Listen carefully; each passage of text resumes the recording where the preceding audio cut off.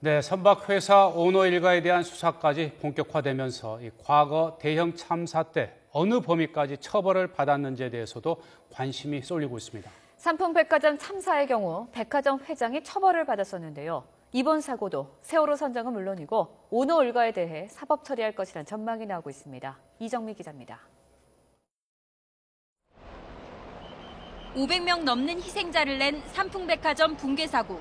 당시 수사본부는 부실 시공과 무리한 용도 변경 등에 대한 책임을 물어 삼풍백화점 이준 회장을 구속 기소했습니다.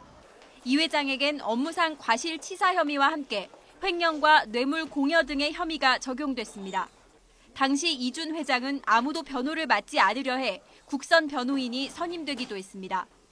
1심 당시 검찰의 구형량은 징역 20년, 재판부도 징역 10년 6개월을 선고했습니다.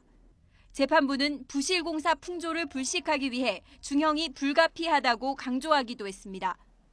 2심에선 횡령 혐의가 무죄로 판단되면서 징역 7년 6개월로 감형됐고 항소심 선고 결과는 대법원에서도 유지됐습니다. 이준 회장은 가석방 없이 형기를 다 채우고 81살이던 2003년 4월에야 출소했습니다.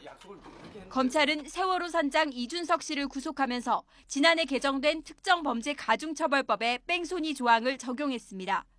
재판에 넘겨진 뒤 치열한 법정 공방은 예상되지만 이 선장의 경우 이론상으론 무기징역까지 선고가 가능한 상태입니다.